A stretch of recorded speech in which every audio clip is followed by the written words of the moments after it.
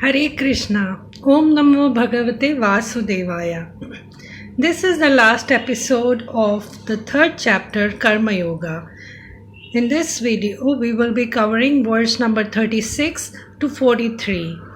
And the primary theme of these verses would be lust, the most deadly enemy of a living entity.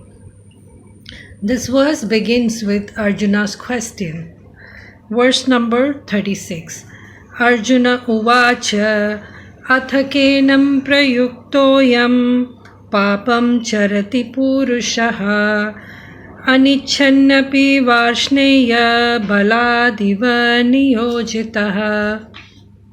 Arjuna said, O descendant of Vrishni, by what is one impelled to sinful act, even unwillingly, as if engaged by force?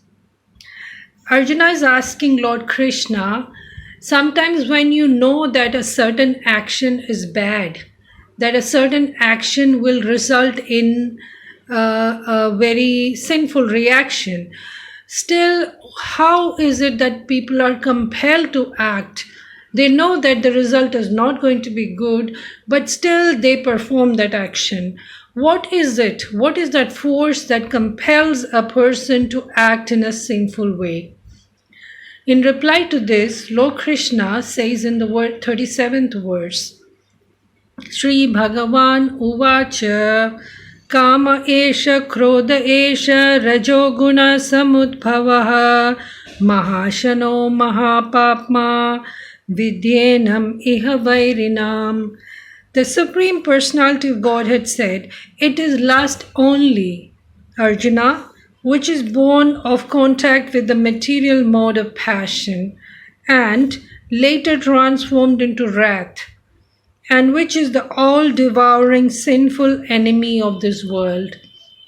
Lord Krishna says that compelling force that forces a person to do sinful act is lust. And that is the most powerful force in this material world, which makes a person act in a sinful way and get entangled in the action and thus remain in the material realm. This lust is the biggest impediment in a person's spiritual progress also.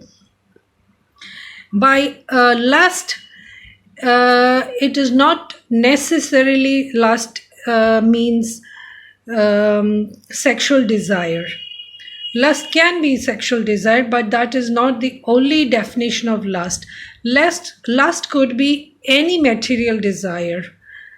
Any desire which is not spiritual can be classified as lust.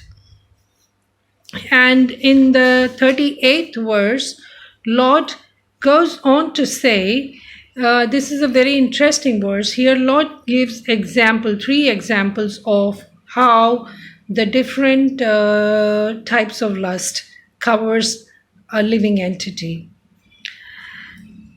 Verse number 38. Dhumena vriyate vahanir yatha darsho malena cha yatholbena vrito garbhas tatha tenedam avritam.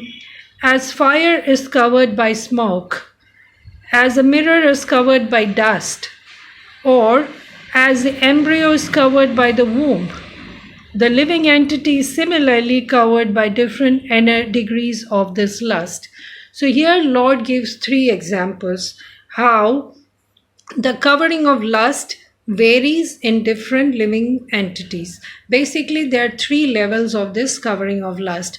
One is the most basic covering, a thin layer of covering of lust. And that is given by the example of how smoke covers the fire. When there is fire, obviously there will be smoke.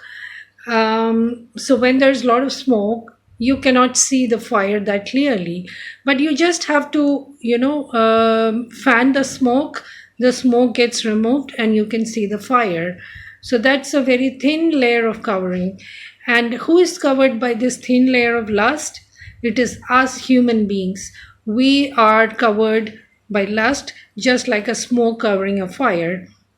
Therefore, the human beings have the maximum potential of getting into Krishna consciousness just by the chanting of the holy names of the Lord, and just by Shravanam and Kirtanam, hearing and chanting, one can easily progress into Krishna consciousness. So the human birth is a very valuable birth, and we are thinly covered by lust, which can be overcome with effort. Now the next more thicker covering is that of a mirror covered by a dust. This is the example Lord gives. Just as when the mirror is covered by dust, you cannot see your image on the mirror. You have to wipe the dust. So dust is more gross as compared to smoke. Smoke is subtle, but dust is more gross. Therefore, who is covered by this moderate level of covering of lust? It's animals, birds and bees. They are covered by this. They have this moderate covering of lust, and therefore it is difficult for them to get into Krishna consciousness in the animal consciousness. And the most deepest covering is that of the trees. And the example given here is that of an embryo covered by the womb. The embryo covered by a womb, that's a very thick layer of covering, and it's practically impossible for the trees to spiritually advance. Just as the embryo in the womb cannot even move, the trees cannot even move. So they have a very thick covering of lust, which is very difficult to remove. So these are the three examples given in verse number 38 about the covering of lust. In the verse number 39, Lord says, Avritam jnanametena jnanino nitya vairina kamarupena kaunteya dushpurena nalena cha.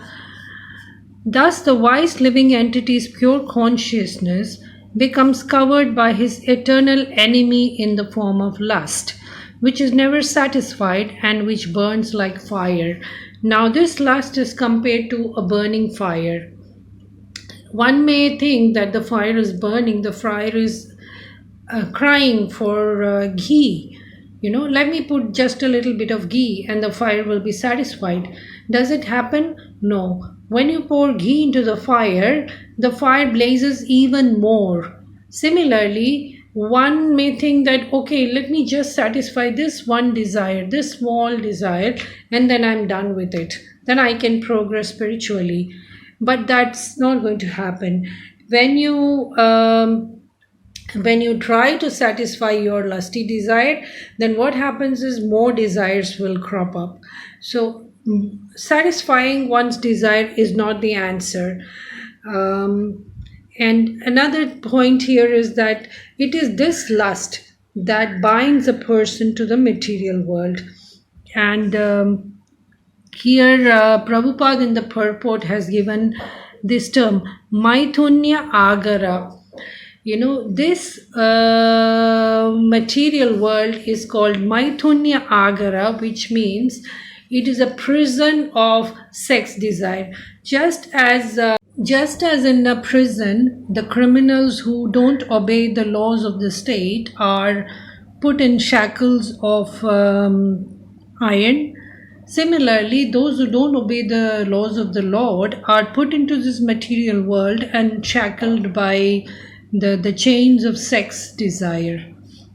Therefore, it's a Maithunya Agara. So one has to understand this, and then one has to overcome the lusty desires. In the verse number 40, Lord says, talks about the different places where this lust is seated. Just as the enemy has attacked different places, the lust is also there in 3 locations, and they are Indriyani mano buddhir asyadhishtana muchyate eter vimoha yatyesha jnanam avritya dehinam. The senses, the mind, and the intelligence are the sitting places of this lust. Through them, the lust covers the real knowledge of the living entity and bewilders him. So, just as the enemy captures different strategic points, this lust has placed itself in our senses, our mind, and our intelligence. And because of that, the one's real knowledge, jnanam avritya, is covered and bewilders him, vimohatya. So here one has to understand that the senses are the first point of contact of lusty desires. Through our sense organs, we get the knowledge of the world, and through the sense organs also, these desires crop up in our mind. And from the senses, above the senses, the mind, and above the mind is the intelligence. In the verse 41, 42, and 43, Lord talks about how to conquer this lust. And in the verse 49, Lord says, Tasmat tvamindriyanyadau niyamya bharatarshaba papmanam prajahi hyenam yana vijnana nashanam. Therefore, O Arjuna, best of the Bharatas, in the very beginning curb this great symbol of sin, lust, by regulating the senses, and slay this destroyer of knowledge and self-realization. So right in the beginning, as I said, we get the knowledge of the world through our sense organ. So the first point of contact is the sense organ. So in the previous verses, Lord has advised us to be like a tortoise, which can withdraw its limbs at will. Similarly, we have to withdraw our senses from the things which are not helping in our spiritual progress. Because once your senses, it happened with the case of Ajamil, he just happened to see one side of a prostitute engaged in embracing Shudra, and that one side disturbed him. So it was through the eyes, the sense of sight, that Ajamil fell down from his spiritual platform. So our sense organs has to be regulated, and then we can regulate the mind. So there is a hierarchy. There is a first point of contact is the senses, and in the next verse we will come to that. In the verse 42, Lord says, Indriyani paranyahur indriyebhya paramana manasastu para buddhir yo buddhe paratastu sa. The working senses are superior to dull matter. Mind is higher than the senses. Intelligence is still higher than the mind. And he, the soul, is even higher than the intelligence. So we see that there's a hierarchy. The dull matter is the most basic, and above that is our senses. Above the senses, the mind, and above the mind is the intelligence, and above the intelligence is the soul. So with our mind, first of all, we have to control the senses, sense organs, not to only use the sense organs in Krishna consciousness, our sense of sight, hearing, smelling, all that, like how Maharaj Ambarish used all his sense organs in doing service to the Lord. Similarly, our sense organs should be engaged in Krishna conscious activities. So once the senses are in control, then the mind can be controlled. Once the mind is controlled, then the intelligence can be controlled. And once the intelligence is controlled, the soul can progress spiritually. Finally, the last verse of this chapter, number 43, Evam buddhe param buddhva samstabhyatmanam atmana Jahi Shatrum Mahabaho Kamarupam Durasadam. Thus, by knowing oneself to be transcendental to the material senses, the mind and intelligence, O mighty armed Arjuna, one should steady the mind by deliberate spiritual intelligence or Krishna consciousness, and thus by spiritual strength conquer this insatiable enemy known as lust. So finally, one has to understand that one is beyond the senses, one is beyond the mind, one is beyond the intelligence, and that one is a pure soul. And when that pure soul is engaged in loving devotional service of Lord Krishna, then it becomes easy to progress and to regulate one's life.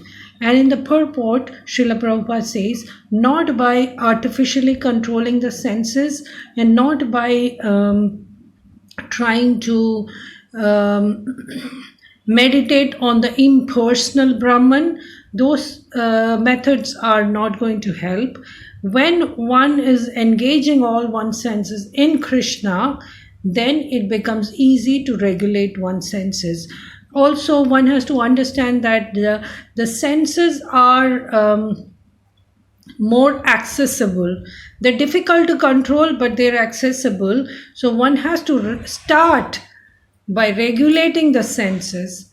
One should not try to regulate the mind and intelligence because they are subtle and they are very difficult to control. So one should start by controlling the sense organs, and that's where our battle takes off. So hope that you have understood this chapter of Karma Yoga. Thank you for watching. Om Namo Bhagavate Vasudeva. All glories to Srila Prabhupada. All glories to Bhagavad Gita. Hare Krishna.